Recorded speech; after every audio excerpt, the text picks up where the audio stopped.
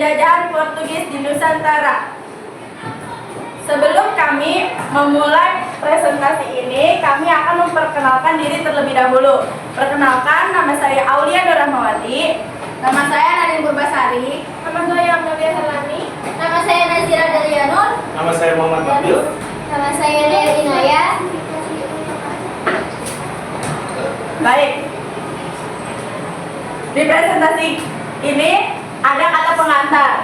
Puji syukur kami panjatkan kepada Tuhan Yang Maha Esa karena berkat rahmat-Nya kami dapat menyelesaikan materi presentasi tentang penjajahan Portugis di Nusantara. Materi ini kami susun untuk memberikan pemahaman kepada teman-teman mengenai sejarah masuknya bangsa Portugis, tujuan kedatangan mereka, serta pengaruh yang ditinggalkan hingga kini.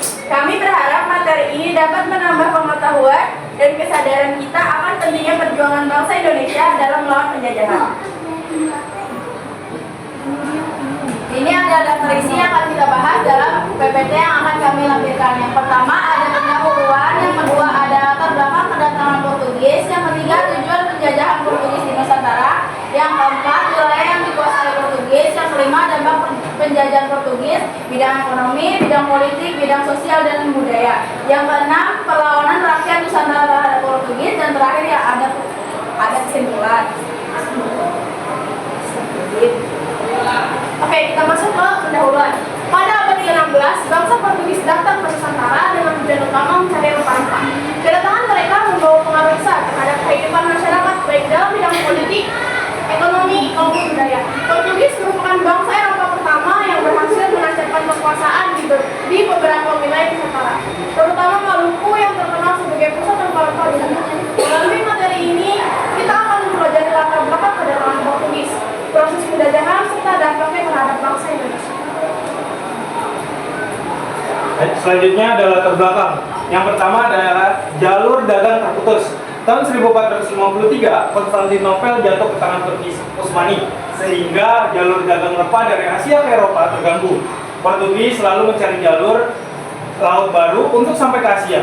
Yang kedua ada rempah-rempah yang sangat dibutuhkan.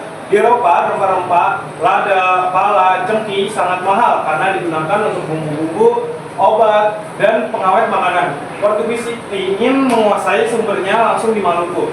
Yang ketiga ada kemajuan pelayaran. Portugis memiliki kapal dan peralatan navigasi canggih, sehingga mampu berlayar jauh mengelilingi Afrika menuju Asia. Yang keempat ada motif 3G, Gold, Gospel, Glory.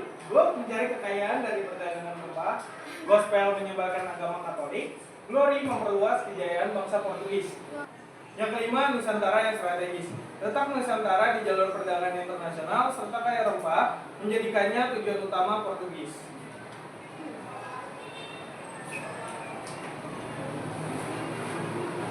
Selanjutnya tujuan penjajahan. Tujuan penjajahan di Portugis di Indonesia didasari oleh slogan 3G, Gold, Glory, dan Gospel, yaitu untuk mencari kekayaan berupa rempah-rempah, mencapai kejayaan dengan menguasai perdagangan dan wilayah strategis, serta menyebarkan agama Katolik.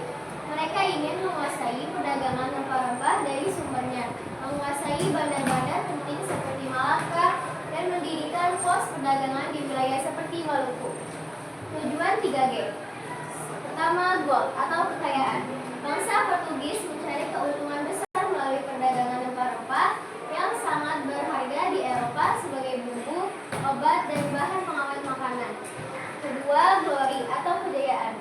Mereka ingin mengharumkan nama dan kekuasaan negara mereka dengan menaklukkan wilayah dan mendominasi jalur perdagangan di Nusantara. Ketiga, gospel atau agama.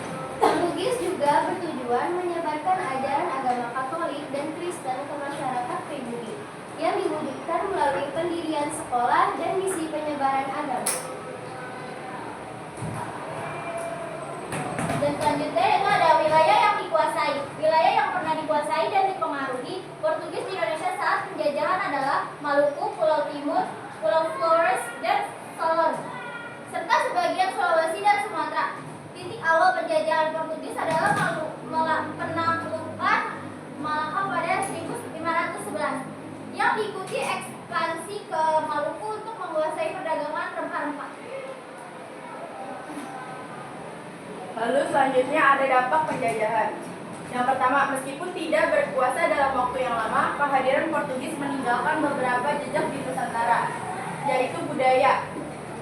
Yang pertama ada musik, memengaruhi perkembangan musik keroncong yang berakar dari musik Portugis abad ke-16 bernama fado. Yang kedua bahasa, menyumbangkan beberapa kosakata dalam bahasa Indonesia seperti sepatu atau sapato, meja atau mesa, dan jendela atau janela.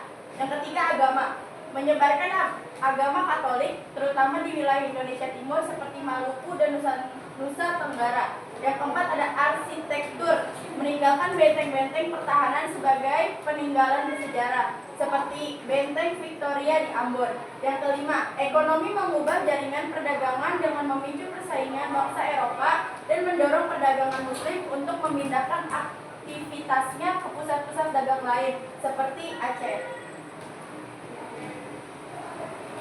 Yang berikutnya ada perlawanan di Maluku pada tahun 1512 sampai 1575.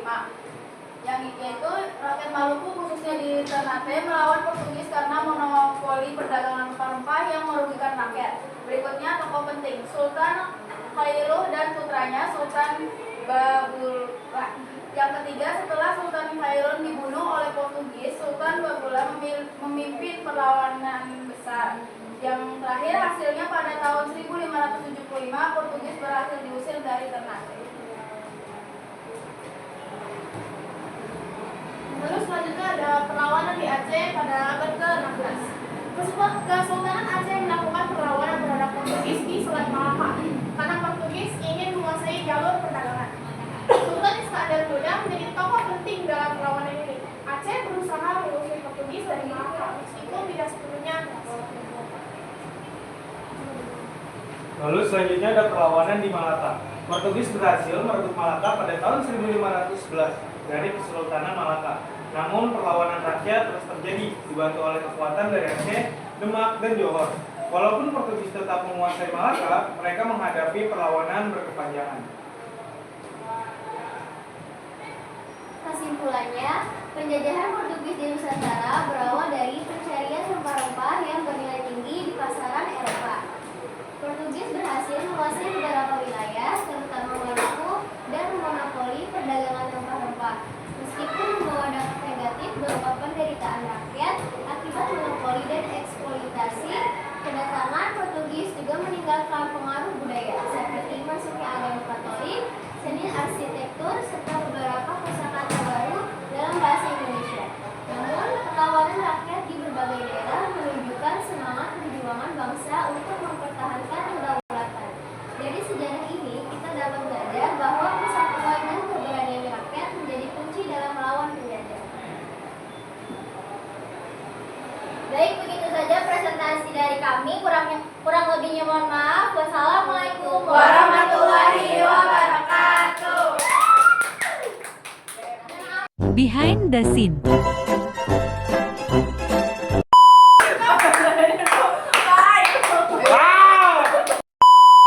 Salam NKRI.